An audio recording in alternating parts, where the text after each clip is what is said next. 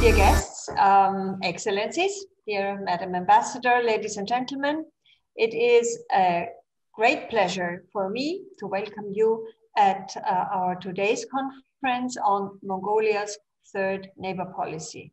My name is Susanne Keppler-Schlesinger. I'm Deputy Director of the Diplomatische Akademie Wien, Vienna School of International Studies, and I can tell you that this conference is an important part and contribution to our online conference series, Diplomacy, Your Questions, Our Answers. Ladies and gentlemen, we are very honored by the presence of three eminent experts from Mongolia in our discussion today. And a bit later on, we will also welcome Dr. Werner Fasselabend, President of the Austrian Institute for European and Security Policy. He was also a former Austrian defense minister, and he will also participate in this panel. Ladies and gentlemen, Mongolia has a lot to offer to the international community.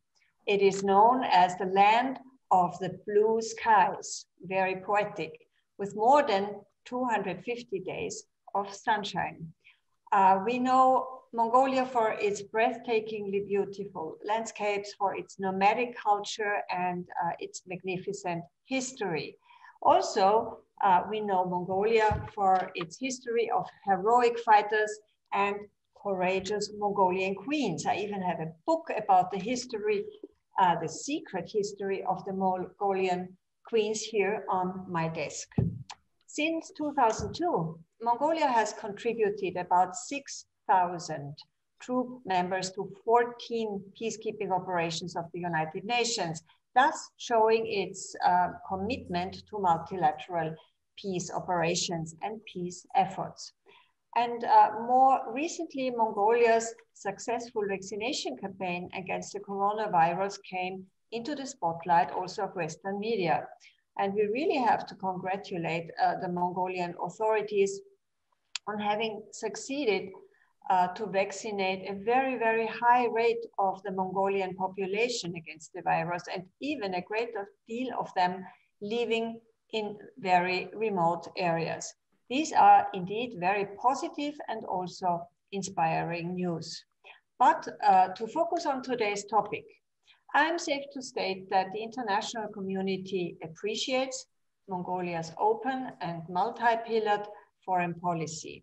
The European Union enjoys excellent relations with Mongolia, and these are defined by the partnership and cooperation agreement that came into place in 2017. Ladies and gentlemen, we do not often have the opportunity to engage in an active dialogue with high-ranking experts from Mongolia, and this is why my special thanks go to Her Excellency Ms. Batjargal, the Mongolian ambassador residing in Vienna. It was the ambassador who sparked off the idea of holding this conference today. So thank you very much. Ladies and gentlemen, let's get started with a brief outline about the organization of this event. Altogether, we have about 1 hour for presentations and ensuing discussions. And this is an important point. I invite our public to contribute to our exchange by posting questions and comments on Facebook, on the Facebook side of the Diplomatic Academy during the streaming. I will then pick up your questions and comments after the presentation of our guests, and they will react to them. We will start with the presentation of Mongolia's third neighbor policy and trilateral cooperation by Dr. Jargalsaikhan Enkhsaikhan, Ambassador Extraordinary and Plenipotentiary. We will enjoy the presentation on trilateral cooperation, political and security dimensions by Colonel Durjekter Monk-Ochir, and the discussion will be rounded off by the topic of economic and humanitarian cooperation with third neighbor countries by our academic, Mr. Batjargal Bayartsengel. So, ladies and gentlemen, I would like to start with introducing Ambassador Dr. Enkhsaikhan. He is an international lawyer and diplomat He has served as ambassador at large in charge of multilateral issues in Mongolia, and also, and that's interesting for Austria, he was ambassador of Mongolia to Austria and the permanent representative to the IAEA and the United Nations headquarters. In Mongolia, Dr. Enkhsaikhan served as Executive Secretary of the National Security Council, as well as foreign policy and legal advisor to the first democratically elected president of Mongolia.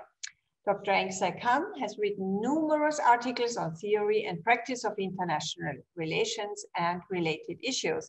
And a few years ago, he even sponsored a high-ranking conference on disarmament issues at the DA. So welcome back to the DA, Ambassador. I give you the floor for your presentation. So thank you very much for agreeing to host this meeting, because I believe that this issue is very important theoretically and practically in that sense. It's an issue about third neighbor, which is something new in international relations.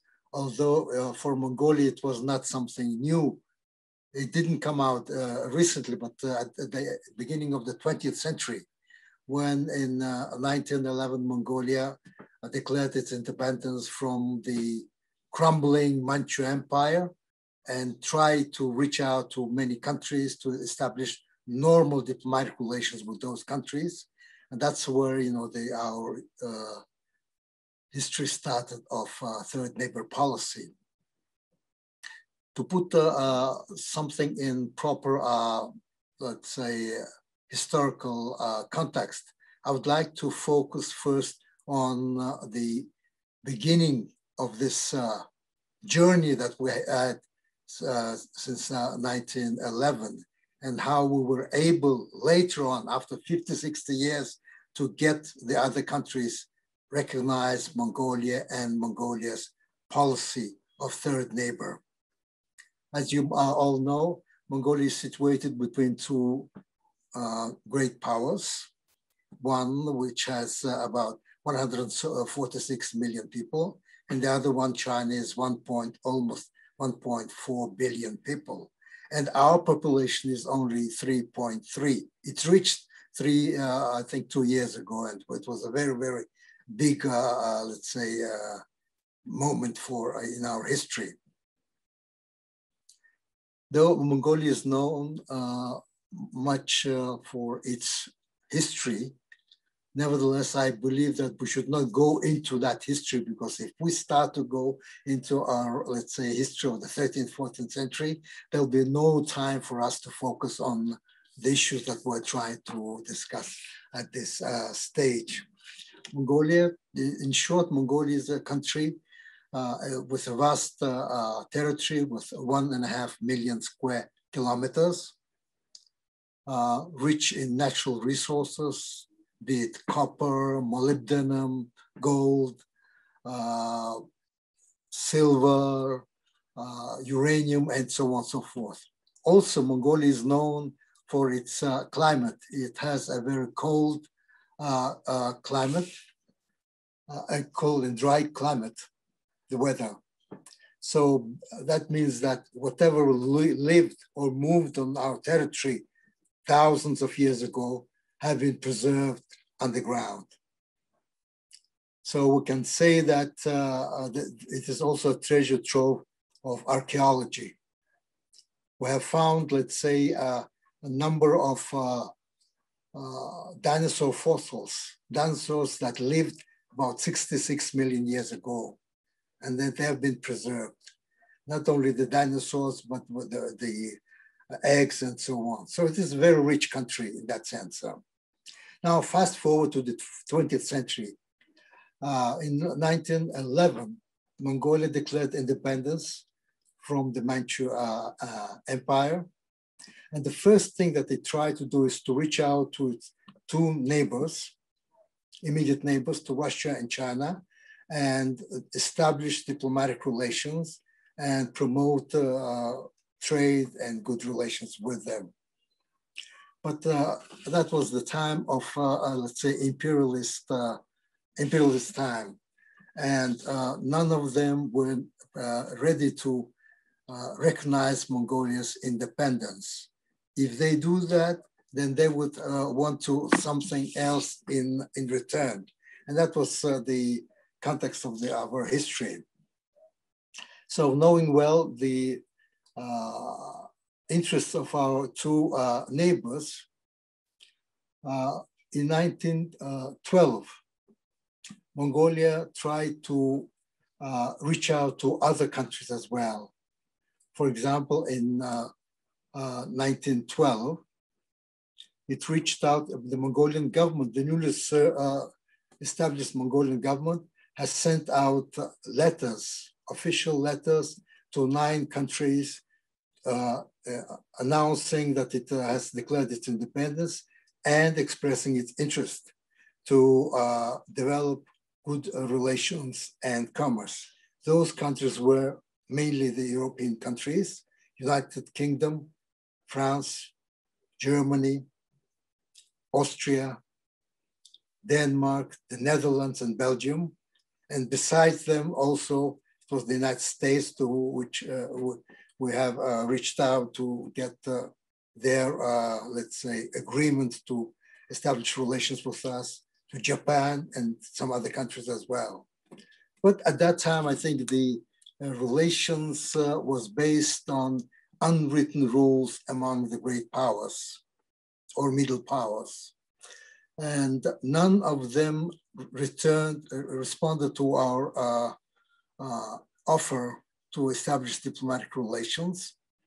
And when our delegation went, the foreign minister and then later the prime minister went to Russia, to St. Petersburg, to meet with the Russians to discuss this issue. We have sent a number of our representatives to the embassies of those countries that were in St. Petersburg to get to start some kind of relations. But none of them responded. And as we know that they didn't want to get involved in an issue that they thought that might affect either Russia or even China. So the first country that has recognized, the government that has recognized Mongolia was in 1913, the government of Tibet.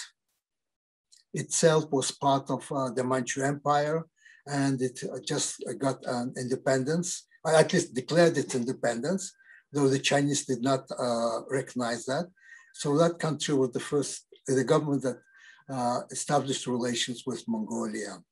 We have signed a treaty whereby we said that we will support each other, that we have a similar, let's say, religion, and we were in the same situation a couple of years earlier, so we want to have good relations and support each other throughout the history. Then also our delegation tried to go to Japan. One of our ministers and his delegation tried to go to Japan, but they were stopped at a Russian border.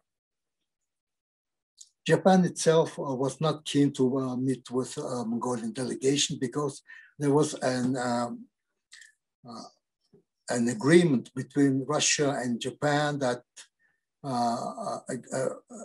regarding the spheres of influence, saying that Outer Mongolia, that means Mongolia, was under the spheres of influence of Russia, and Inner Mongolia, which is also was part of Mongolia, was under the influence of China and the United Kingdom. So Japan also didn't want to reach out and establish relations with us. And then in early 1920s, we established diplomatic relations with Tannu Tuva.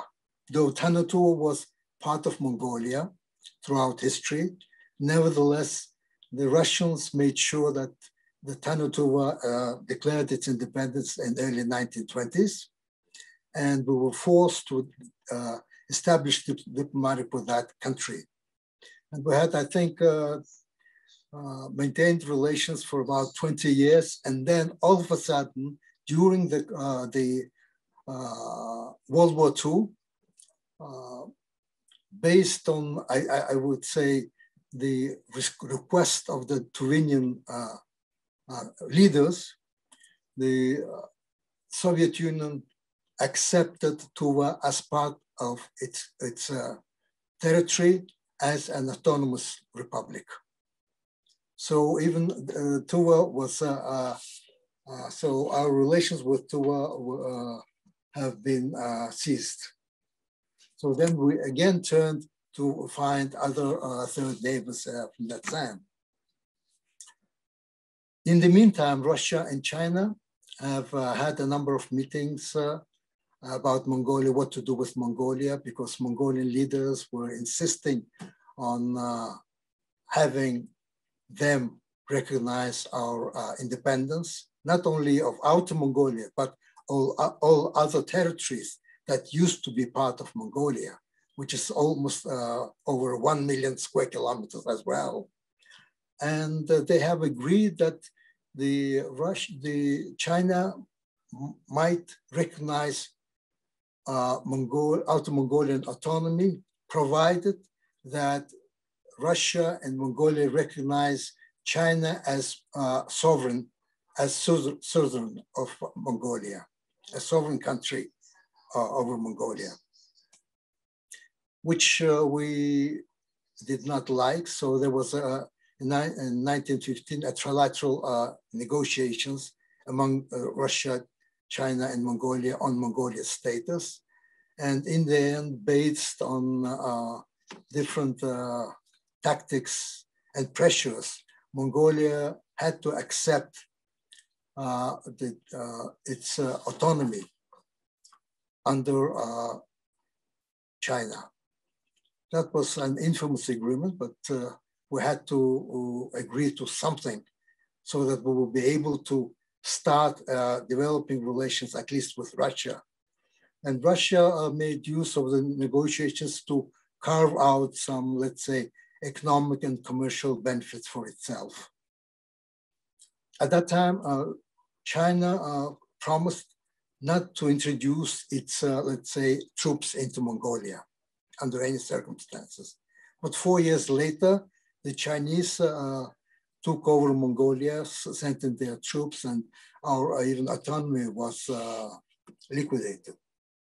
So that's how it was. In 1924, Russia and China signed a bilateral agreement whereby Russia recognized China's sovereignty over Mongolia. Mongolia, having learned about it later on, it was a secret agreement, Mongolia demonstrated, protested a number of times, but that was the decision that was made by them at that time. So we were not able to do anything at that time. Then during World War II, during the Yalta Conference, one of the conditions that Soviet Union put to agree to let's say, start war against Japan in the Far East was to have the US, Britain, and China recognize Mongolia's de facto independence, de facto status. Because the Russians were saying that if you do not agree to that, then we will not start a war in the Far East. And the Stalin and US president have agreed that US will press on China to accept Mongolia's independence. There were tough negotiations, and in the end, the Chinese have agreed, provided that Mongolia will hold an, let's say, a national referendum. And a question will be asked, would you like to become an independent country or not? That was held in October 1945. And then after that, the Chinese government, whether it liked it or not, recognized Mongolia in January 1946. When China recognized, Russia also concluded a treaty with Mongolia, a real treaty, and sent its ambassador extraordinary to Mongolia. Before they did not have that, that person. They had an envoy, but not ambassador extraordinary to Mongolia. So that was the part that was the most difficult part in our fight for recognition. Then the second part began when there was, after World War II, a United Nations was established. And Mongolia in 1946 has sent a letter request to the Secretary General of the United Nations to have Mongolia accept as a member of United Nations. But then the Western countries and the Republic of China said that they didn't have enough information about Mongolia. And they knew that Mongolia was recognized only by the Soviet Union and later on by China. That's why they thought that, they said that it was not enough. They want to have more information about Mongolia's status. So we had to submit 4 times our request for UN membership. The issue was, I think, discussed about 13 times. And in the end, it was as a result of package deal whereby the US would agree to, let's say, accept Mongolia with an understanding that the Soviet Union will agree to have some pro-Western countries, developing countries, become a member of the United Nations. So that was very important. And in 1961, Mongolia became a member of the United Nations. And after that, many countries, especially developing countries, began recognizing Mongolia as an independent country. That was, I think, a very, very big progress in that sense. So this, I just want to let you know that this is the history. The last chapter in our quest for recognition was when in 1960s, the US and Mongolia tried to establish relations. The US thought that it was time for them, since they have accepted Mongolia as a member of the United Nations, to establish diplomatic relations. But unfortunately, the Soviets were not very forthcoming, and they vetoed Mongolia's issue, not at the United Nations, but on bilateral basis. They said it's not time. That why would you want to establish relations with imperialist power? And then they would bring up such issues like when the Americans are bombing, let's say, Vietnam, how can you, establish relations with that country and so on and so forth. So in the end, in 1987, Mongolia and the United States established diplomatic relations. So with that, I think our quest to get our Mongolia's independence recognized by the other countries as that was been done. Now, the second question was the question of third neighbor, because we're sandwiched between 2 big countries and dependent on them because of our size, and then because we're a landlocked country. If we want to have, let's say, trade with European countries or Southeast Asian countries or Japan, we would have to use their territories. So landlocked countries, have such difficulties in that sense. So for us, it was important to get to establish relations with other countries, and that's what we did. It started with the Eastern European countries that were part of the Soviet bloc. They recognized us. 7, 8 countries recognized us. That was very good. Later on, India and other developed countries began recognizing Mongolia. That was very good.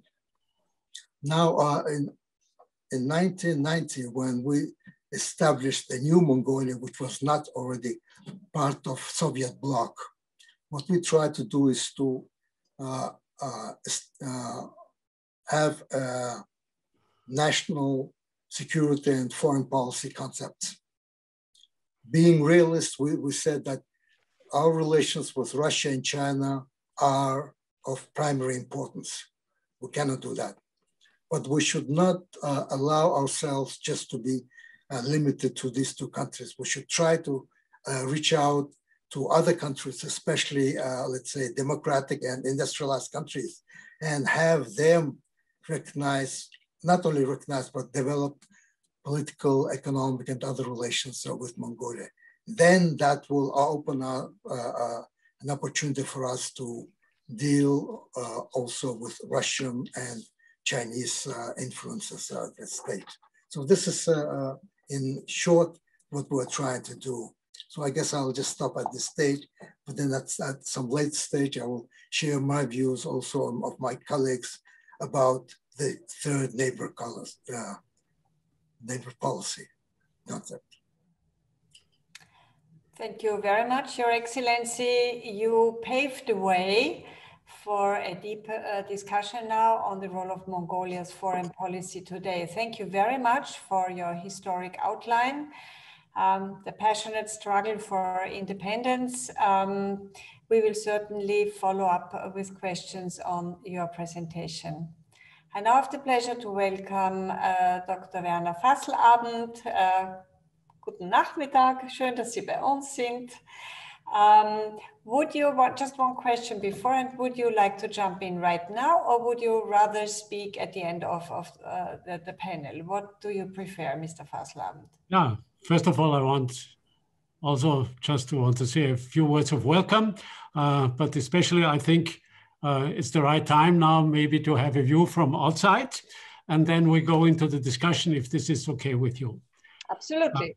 So yeah. You have the floor, Mr. Fasselabend. Okay, from my view, Mongolia certainly has a unique geostrategic situation and position. You cannot find another country in a similar situation, only having two neighbors, and both neighbors political giants. It's always good maybe to have a short look into history. For around about 1,500 years, the Mongolians dominated the steppe, more or less the biggest parts of Eurasia.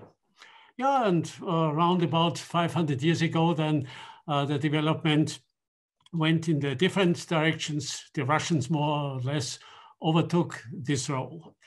And of course, there always was this specific relationship also between Mongolia and China, Mongolians also being emperors of China. And insofar, the situation is specific.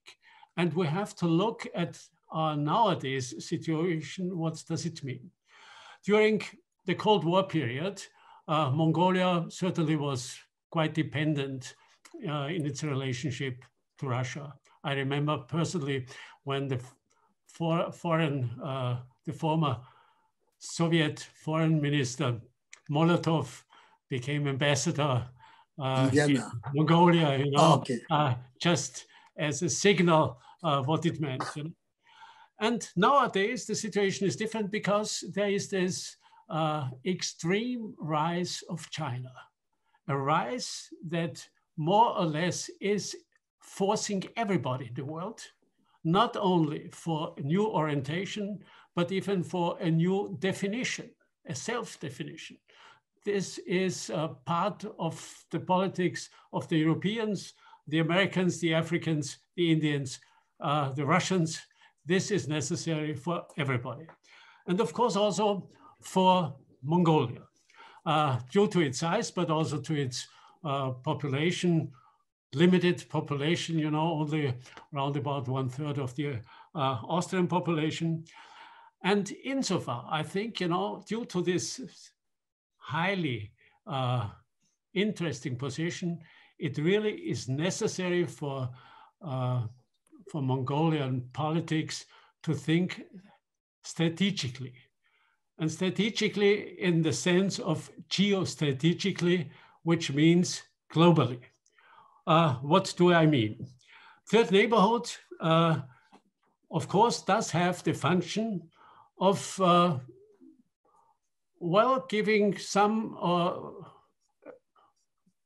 contribution to the status Mongolia has reached in the last 3 decades, becoming an independent state. And of course, in this phase, it was very necessary also to look just at Mongolian interests to the situation, maybe sometimes even in the sense of isolation. But now there is a new situation. You have to look, how can I defend this rigid position of independence Mongolia has reached in the last 3 decades.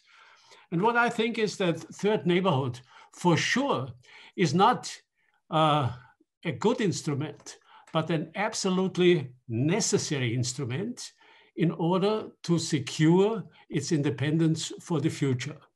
So who will be the partners? Who will be the third neighbors from my point of view when I make a geopolitical analysis? I would say in the first rate, of course, it's the Americans as the most powerful nation of the world.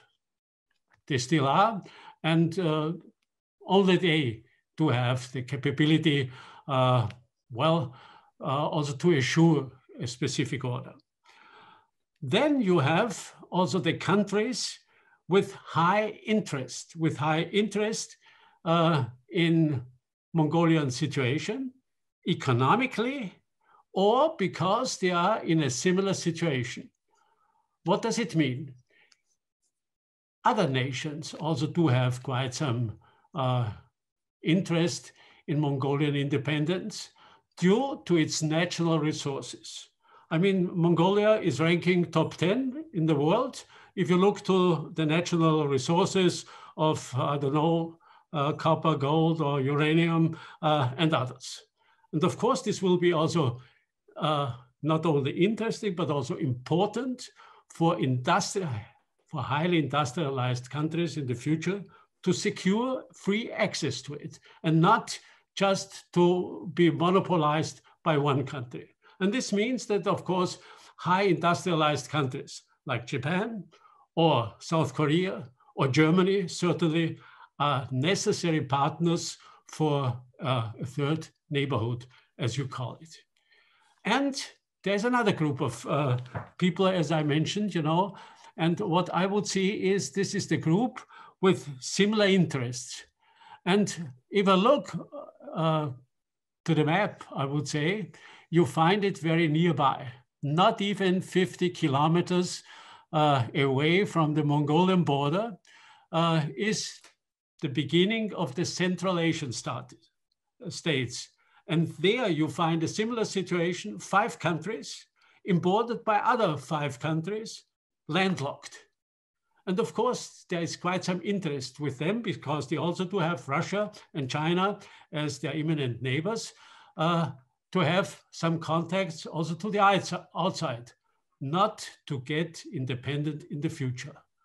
So far, a similar situation. And so far for me, politics, together with Central Asian states, certainly is an important factor, or could be an important factor, especially if you look to this very close geographic situation between Mongolia and the Central Asian countries. Yeah, and if you take this, I would say, of course, it's also the question of being active in international institutions like United Nations.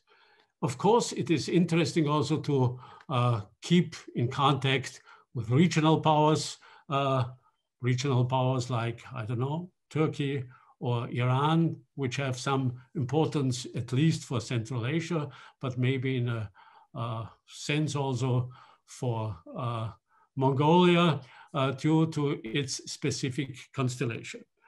Okay, so far I think, the constellation is pretty clear. The difficult thing, of course, is, to concentrate on this goal of getting, not only of getting, but of staying independent also for the far future. Most important thing certainly is that you believe in it. The second factor, as I said, to have good friends and neighbors you can trust in and you can rely on if it is necessary. And therefore, you should set priorities. Priorities, world power.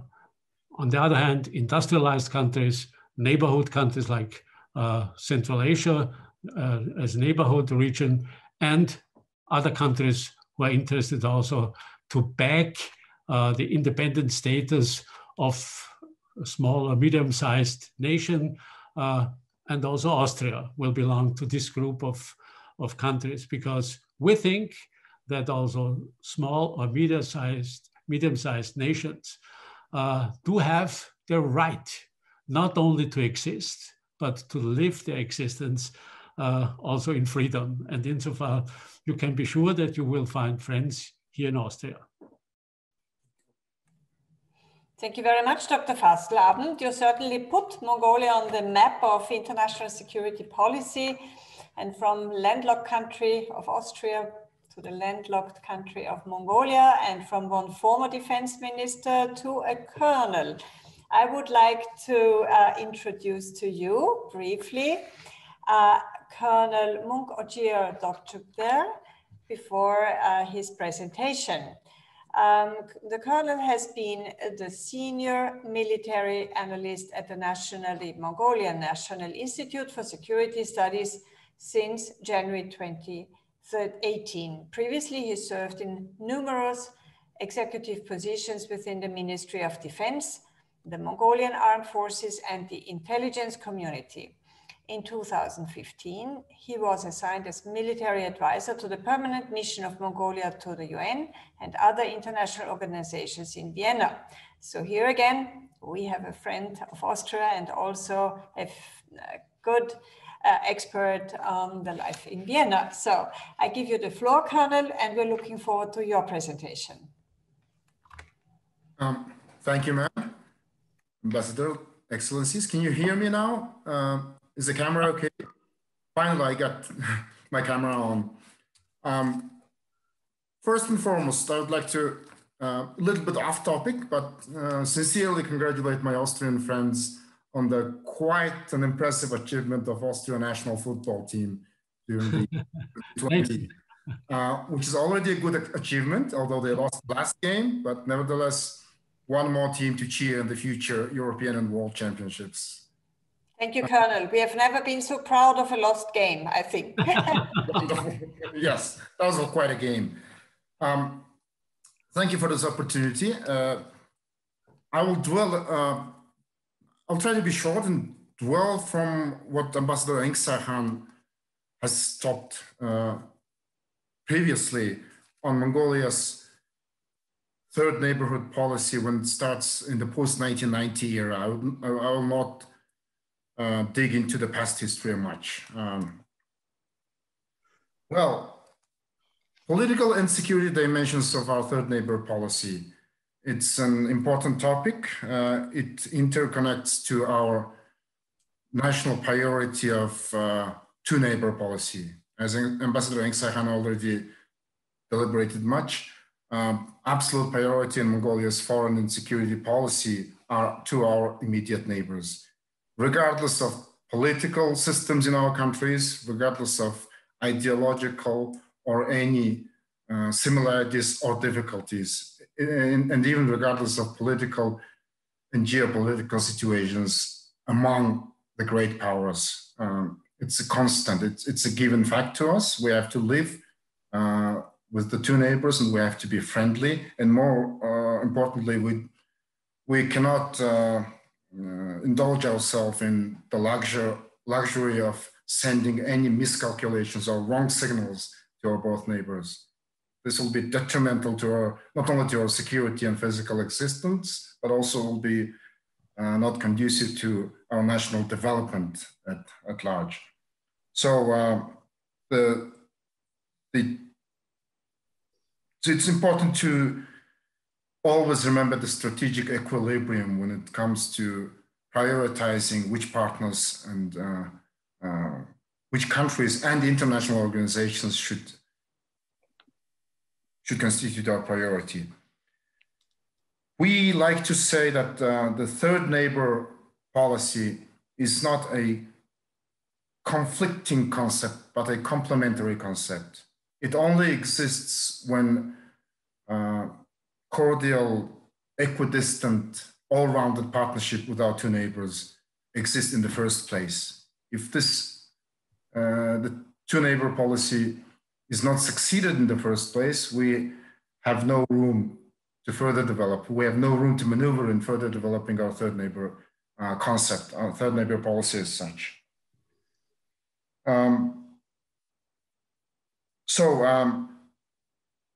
We, of course, in our policy documents, especially in the second national security concept and the second foreign policy concept of Mongolia, adopted by our parliament roughly 10 and 11 years ago, we have listed the number of countries and the international organizations. I absolutely agree, but for obvious reasons, it starts with the United States and it continues on with large regional actors with whom we have close economic and cultural ties. First and foremost, it's Japan, for obvious reasons. Another important country in our neighborhood, in our larger neighborhood, India. For some historical and cultural reasons, we call them our spiritual third neighbor, our spiritual neighbor. This also referred to nations in East Asia and Central Asia, countries like Turkey, as well as the European Union, large European countries and European Union as a whole. The policy documents also refer to international organizations, the United Nations, its absolute guarantee of Mongolia's sovereignty, of our recognition. This year we are commemorating 60th anniversary of Mongolia's admission into the United Nations as full-fledged member. It also mentions several regional and international security blocks. In our policy document, it even mentions the North Atlantic Treaty Organization, which in my own view, we have to be extremely careful in calculating and disclaiming what should be our priority areas in our relations with NATO. We have a partner across the globe status with that organization. We ascended in 2012. We became a PAT-G member, PAT-G. Of course, the membership is excluded for obvious geographic and political reasons, but where should we go and where should we stop? That always must be our calculations. Since, and I'll come back to that a little bit, and since we are talking with our friends, Austrian friends, who are also hosting a number of important international organizations, including but not limited to the OSCE, with an organization with which I had the privilege to have some experience in 2015 during Mongolia's chairmanship of OSCE Forum for Security Cooperation. We also put an emphasis on this organization as an important, the second largest global security, international security organizations. Nevertheless, it's a good platform of bringing together the interests of one of our immediate neighbors, the Russian Federation, as well as the collective West, or the Western participating states of the OSCE.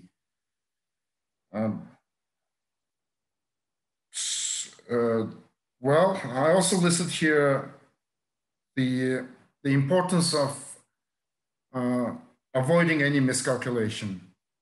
So, of course, we can talk a lot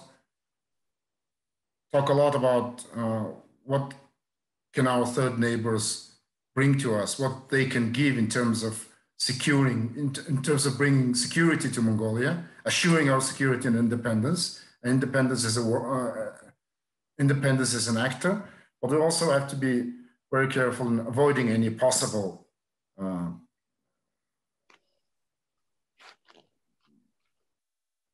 messages that could be interpreted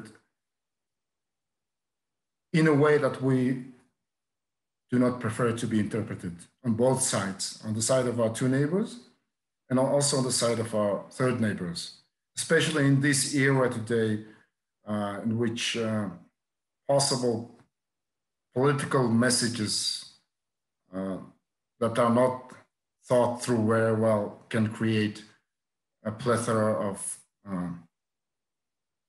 conflicts, or at least deterioration in relations among and between major powers. So in a nutshell, we want to make sure that Mongolia does not become the source for or the reason for dispute among our first and second, our immediate neighbors and our third neighbors, be it large powers or international organizations.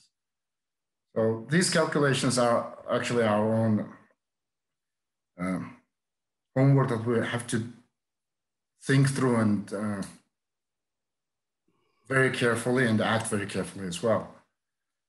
So what does international organizations bring to Mongolia? First of all, any international organization, be it the United Nations, the OSCE, or any potential organization with which we can escalate or elevate our participation in, they can always bring the rule of game. So if we include into a common membership all of our partners, immediate neighbors and third neighbors, at least that can give us the assurance of the same rule of game we play in common.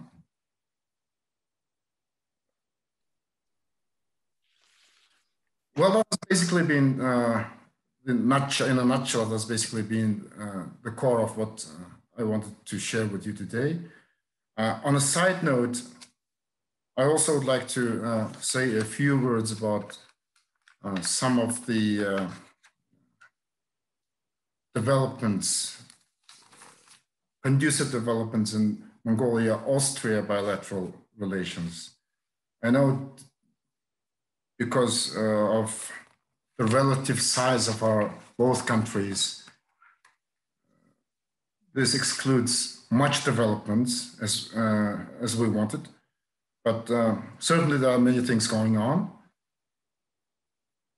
One particular example is the extended financial agreement between our two countries, with which I had the privilege of being part of certain projects in my capacity as Ministry of Defense official, extending the Austrian soft loan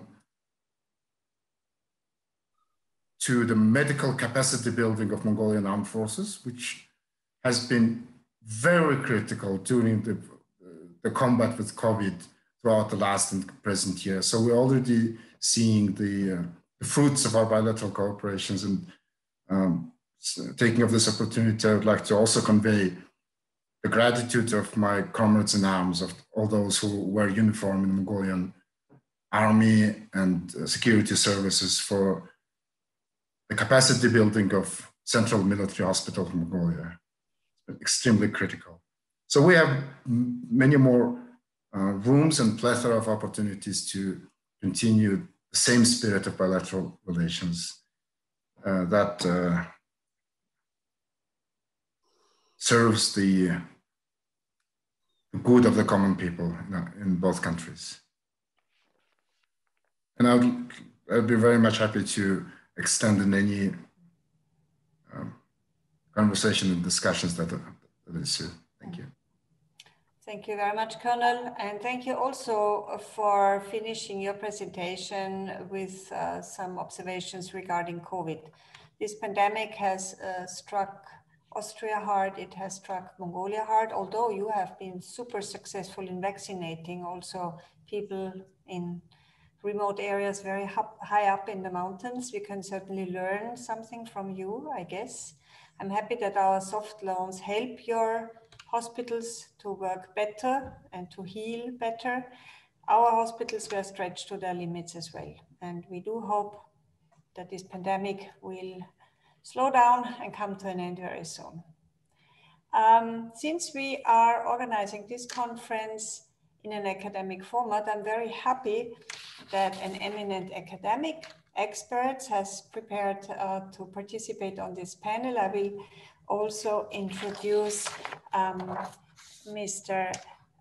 Batjargal Bayartsengel to you. Again, he's an expert from academia, so rounding off this discussion in the best way possible. He's a graduate researcher and lecturer in international security with experience in academic research, project management, and publishing. Your research interests include security of small states, also important for us, regional security, and peacekeeping. From September 2015 to now, you are acting as a lecturer at the National University of Mongolia in Ulaanbaatar, and you supervise 30 undergraduate dissertations. So I'm sure you have your hands full of work. We're looking forward to your presentation, and I give you the floor. Thank you for the presentation. And first of all, it is, for me, it's an honor to be a panel consisting of such esteemed members. So also thank you very much for organizing both Diplomatic Academy of Vienna, Ministry of Foreign Affairs Mongolia, and our embassy in Vienna as well. Before that, a little bit off topic again as well. In late May, all of the Mongolian youth attention was in the city of Graz in Austria. There was a tournament happening there, the 3 versus 3 basketball tournament, Olympic qualifying tournament was happening. And Mongolian team was very hopeful, the male team was very hopeful to get a position there. And then unfortunately we lost, but it was a good opportunity. And then I'm pretty sure a lot of youth managed to see the city of Graz at the same time, the vibe that it came with. So to move into the humanitarian academic spectrum of cooperation within the third neighbor policy, I'll be using the term third neighbor. I'll include in the third neighbor both European countries and EU as well. So Europe is a whole entity, and I'll try to use it as an example for the third neighbor. In 1923, as Ambassador Enkhsaikhan earlier told, the early 20th century was a tumultuous time for Mongolia. We had lots of ups and downs in terms of history. But in 1923, the young republic sent students to France and Germany to be educated in the Western sciences. And this is much well before the third neighbor policy or any other related things, but it gives a spectrum of how the appreciation for the Western sciences was there. And one of the members of who were sent to Germany to study was a revered Mongolian poet, Natsak Dorj, who is considered one of the founding mothers of contemporary Mongolian literature and poetry. So fast forward to the 21st century, in the beginning with the 90s, Mongolia expanded its scope, expanded its educational research spectrum quite considerably. As the previous era of Cold War limited our educational and research cooperation within the Soviet bloc countries. But with the 1990s, we managed to broaden that, and I'm quite happy to say that today, increasing number of Mongolians are studying abroad, not just Russia and China, but at the same time, America, many European countries, including Austria as well. So this is a very good sign that Mongolian presence, even at the educational level, at the same time, for youth interests is still there.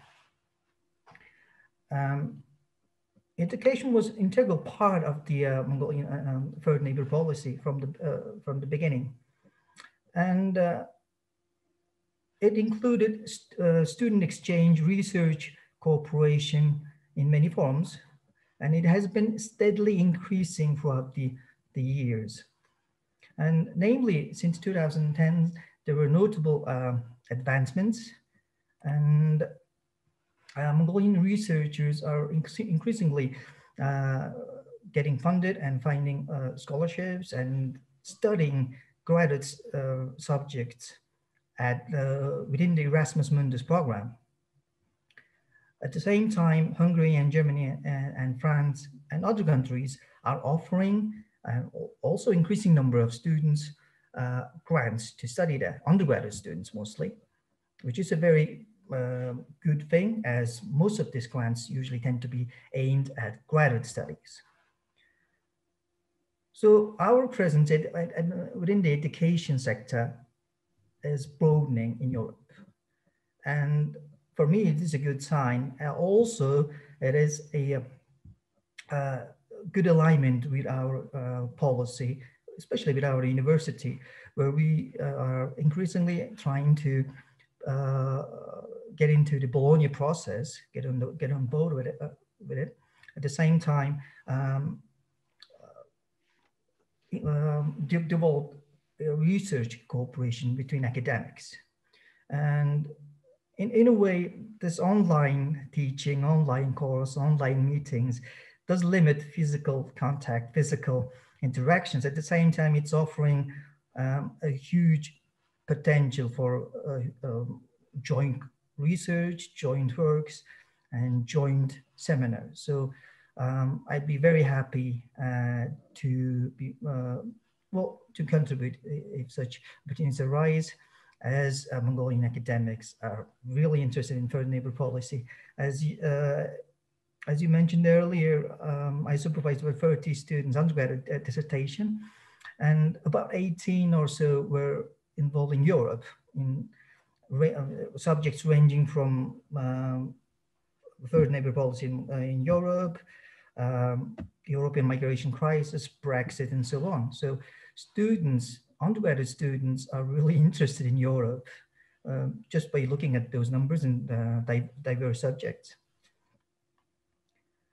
And not only does the European presence in the education is increasing at the higher education level, at the same time, there are a number of projects that are funded by the EU that are currently implemented for vocational training of the youth, especially in the mining and agriculture and animal husbandry sector. And I find that extremely important and useful, as all these sectors are vital for Mongolian development. And I'll be naming a few institutes or a few projects just to emphasize these ideas and these facts. And one of them is GMIT, or part of the Deutsche Gesellschaft für internationale Zusammenarbeit, where within the cooperation of Mongolian and German cooperation, they managed to establish a technological institute in Mongolia in 2013, which specializes in engineering, mathematics, computer and natural science, language and didactic studies. So this is sort of an example where cooperation can lead, and linking the earlier example of 1923, where the cooperation can introduce Western style education, academic environment here. And GMIT has a campus in Nalech, which is a close by district in the city. And it has a model campus for other universities, where most of the universities here are in an urban campus. So Also, one of the issues that should be covered is the Mongolian studies. It is a very important topic for who's really interested in Mongolian studies, history and culture. At the same time, it is supported by the Mongolian government. So far we have major centers of Mongolian studies in Sorbonne University in France, University of Helsinki in Finland, Karl University of Czech Republic, Yatvaslavand University in Hungary, and University of Lodz in Poland. And this is not an exhaustive list. It moves on. This Mongolian studies is supported by the Mongolian government. So any sort of studies or themes within this field, we'll have a good support from the Mongolian side. Also, there are a number of foundations, and then, namely these are Germans, but again, this is coming out of me using the example Europe as a whole. For civil education, we have Konrad-Adenauer-Stiftung, Friedrich-Ebert-Stiftung, Hans-Seidel-Stiftung operating here. And I have many students who are taking part in those foundation operations, and then learning about not only German language, at the same time, literature of Central Europe. And also we have language courses, like the Alliance Française and Goethe Institute, that are training not only students, but people who are interested in those languages, and then providing courses. For the humanitarian aspect, Europe has been been playing an important role in Mongolian development. And I would like to use the example of Caritas, an NGO from Czech Republic, which operates here. Actually, this is one of two such NGOs. The other is ADRA NGO. So the Caritas NGO so far implemented such projects as construction, demolition, waste management, provide special equipment for a special school for vision impaired children, healthier education support, and so on. So as you heard from this subject, these are aimed at specific social issues or dilemmas that should be addressed or should be supported. And this is a very positive note and positive thing to process as we go through huge numbers and statistics and policy. We often tend to overlook the social aspects, and then such NGOs are putting a lot of effort to highlight those and address it. And one of the things I also like to note is how European Union and most of its members routinely helped in ZOT that were increasingly happening in Mongolia, as global warming in some countries are helping to warm up the countries and wreaking chaos in terms of weather. Here in Mongolia, the winters are getting more harsher and more unpredictable. So ZOT is a form of climate condition where the winter is extremely cold, a lot of livestock die out, and pretty much life gets really, really hard. So Europe was there to support and lend a hand to overcome a number of the scenarios here, and also the vaccination of COVID. Just about a year ago, European Union helped us to acquire a number of doses of AstraZeneca vaccine for COVID-19, which was one of the first vaccines to come out here. And these are very timely, at the same time, important humanitarian works that are happening here. So again, to conclude my short speech, I go back to the academic side, where Mongolian researchers, undergraduates, researchers are still very interested in the third neighbor policy at the same time, Europe as a whole. And we are really keen to get an opportunity to have an interaction on the field, such as this, which would be a huge platform for prospective students or anyone who's interested in the topic to kickstart their initiative. So thank you. Thank you very much. Your words are truly encouraging. We have to build many bridges in the humanitarian area, and first of all, in the young generations. I believe that cooperation is always at its best when it involves students and scholars. So thank you very much. I would also like this opportunity via you and via our participants in Ulaanbaatar and Mongolia to encourage more young academics from Mongolia to apply for studying at the DA. We have an international crowd here. Our students come from more than 50 countries. We've had students, very, very talented students from Mongolia, and we would love to have more of them. So please go ahead, spread the good news. The DA would welcome applications from Mongolia. Regarding financing our studies, we have scholarship programs. So don't hesitate, put in your applications. We would be happy to have you. That's a note on behalf of the DA. We've come to the end of our panel round, and we will now have a look at questions and a final short round of comments, please. We have about 10 minutes left for our conclusions. I invite our public also to come forward with questions. You can put them in writing on our Facebook homepage, but in between, I would like to ask a question myself.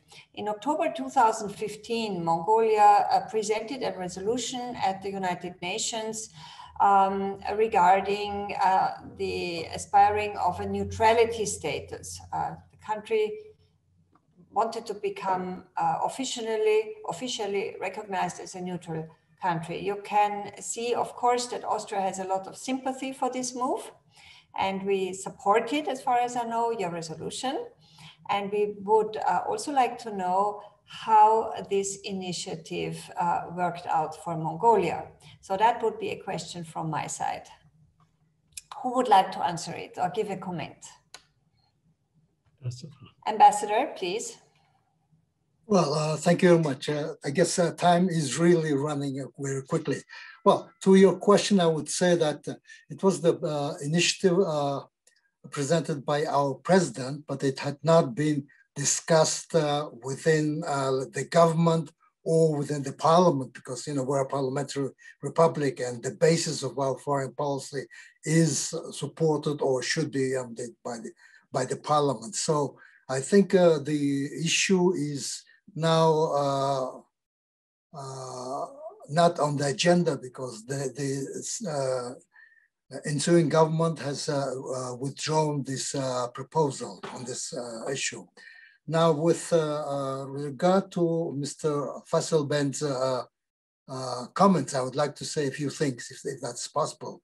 First is that what our main aim is to promote our national security through mainly political and diplomatic means. Because if you look at the map, you know, we have, I think, we don't have much choice in that sense.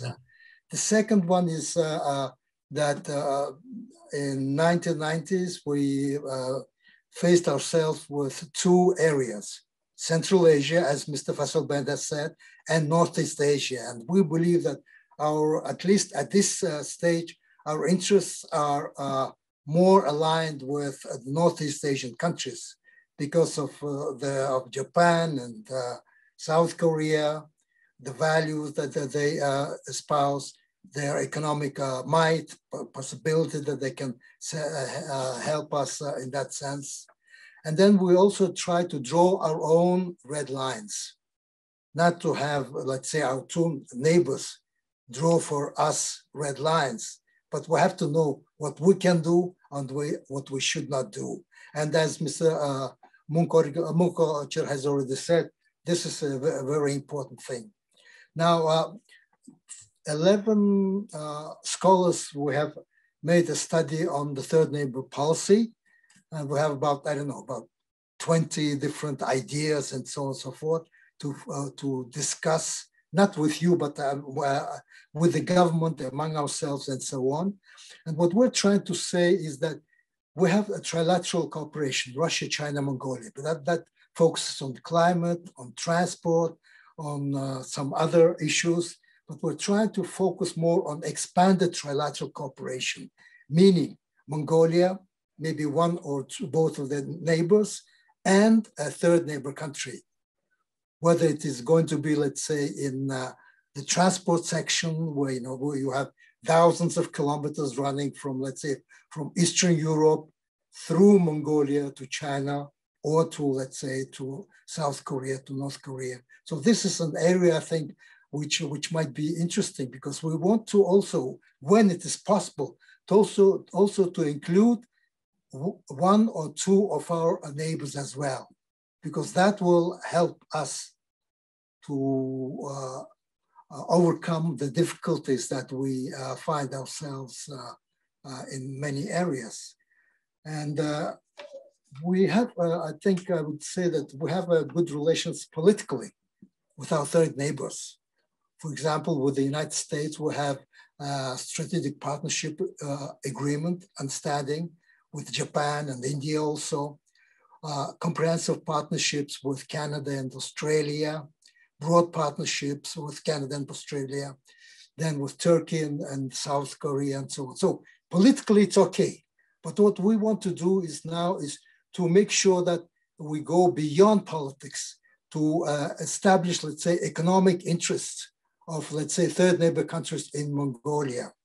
That's why we're thinking of working with our countries, with the third neighbor countries, to see what we can do in that sense. For example, we have this animal husbandry. Mongolia, with a population of 3.3 million, has 66 million heads of livestock. And this, the livestock is raised on natural basis.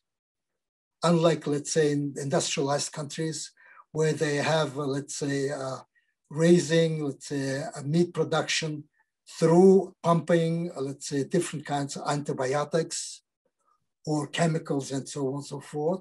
As I understand, antibiotic-resistant diseases already kill nearly 700,000 people. And by year 2050, it will kill even 10 million. It is based on the fact that antibiotics that are pumped into animals create real hazards. And that's why many diseases come from this, whether it is the avian flu or swine flu and so on. I was given to understand that in the future, about 70% of pandemics will come from the use of antibiotics in animal husbandry to increase, let's say, the weight of animals, or to, let's say, secure from different kinds of diseases and so on. But this trend is increasing. As recent experiences show, coronavirus jump from animals to humans now, infecting them. As I said, be it swine flu or avian flu. Ebola is believed to come from monkeys. That's why United Nations Environment Program estimates that nearly 3/4 of infectious diseases to humans will come from animals in the future.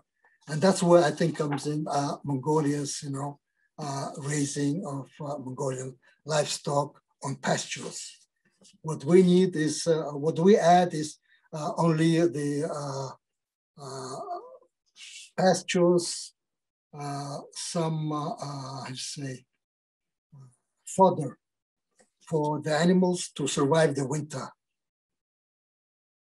I know that Mongolian animal husbandry is not problemless, but however, it is based on age-long natural pasture herding. It is, I think, it's a very important thing. So instead of antibiotics, natural fodder is used as animal additional nutrition. Thank you, Mr. Ambassador. I think this comment is also quite interesting for the Austrian way of animal husbandry. We also try to have an organic way of producing at our farms. I think this is a topic we could expand on maybe in a different occasion. And I would like to ask all the other panelists whether they still have a final comment. And I see Dr. Fasselabend wishing to take the floor. Yeah, first of all, I want to say that I fully agree with the statements of the ambassador, the colonel, and also the professor, that, of course, highest priority will have a good relationship to the immediate neighbors. No question that for Mongolia, a good relationship with Beijing and with Moscow is absolutely vital.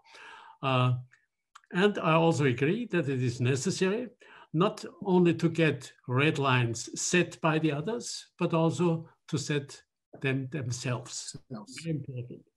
And I would say, if you look to the question of independence, what is the most dangerous situation?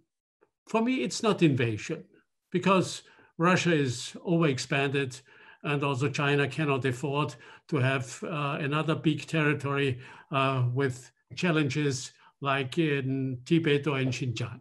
That's what I see. But what I see, also is that in modern times, dependency, of course, also comes about other sides. For example, the financial side. In former times, you had tribute states. Tribute states, they had to pay taxes, tolls, and bring tributes yearly. And in our times, this might be just a repay of loans in the interest of other countries. And therefore, financial stability is extremely important for the stability, political stability of the country. This is what I would like to mention. Second, what I see is, please do not forget or do not only think about your own status. The message should be Mongolian independence is, of course, extremely important for Mongolia, but it is also important for the world due to the fact that we are top 10 in some specific materials like minerals. Mongolian independence is important for the world. Yeah, and insofar I would say, look at the priorities, go your way and try to shape your own stability, especially your economic stability, and you will have enough friends. The stronger the network, the stronger will be Mongolian independence. Insofar, I want to thank also the discussants from my side and say there was really a pleasure to have this exchange of ideas. I think it's great to see how close our thinking is, even if we are a few thousand miles away from each other. And I'm sure that it is worthwhile to keep this discussions and this dialogue also for the future. And this is my offer from Diplomatic Academy, but also from the Austrian Institute for European and Security Policy. Very much, Dr. Fasselabend, for your inspiring words. Professor Bayartsengel, please, your concluding comments. All right. So my word is going to be not as a form of comment, but more of a, I'll put it this way, an interesting fact. This year, and especially this month, is an important anniversary for Mongolia, as we are about to celebrate our 100th anniversary of the foundation of the Republic. Starts in 1921. So the occasion of the date and time where this discussion is happening makes it even more meaningful, I'd say. Also, and in a small note, our school is celebrating 30th anniversary this year. So we are planning events later this year, around November, December, and depending on the COVID situation, we will resolve the forms and format. So I would like to extend all the members who've taken part in this discussion to take part in our event celebrating our 30th anniversary. And also relay a message from our Dean that everyone is welcome. Thank you. Thank you very much. Congratulations on this important anniversary, and please stay in touch. Maybe we can organize a students' conference together, so don't hesitate to make proposals. It would be lovely to share opinions and expertise also in the future between our two academies. Colonel, do you wish to take the floor for a last set of comments? Well, absolutely. I have nothing more to say that thank you for your invitation for my colleagues to look into possibility of application to the Diplomatic Academy. Definitely we have a number of brilliant young scholars and security practitioners, my junior colleagues. I'll definitely convey this message and your invitation to them and to my director as well. Thank you for that opportunity again. Thank you very much. So we have come to the end of a very fast 90 minutes. Yeah, A shortened version of this conference, as I said before, will be put on our YouTube site in a few days. So even if people have missed this occasion, they can still follow up and listen in on our YouTube channel. My heartfelt thanks go to all of you. In difficult times, I know, please stay healthy, continue your good work. And I would like to conclude with a lovely wish I found in this great book on Mongolian queens. May the golden light of the eternal blue sky forever bless the mothers and the daughters of the great Mongol nations, and of course, also their sons and husbands. Goodbye, all the best, and have a nice summer.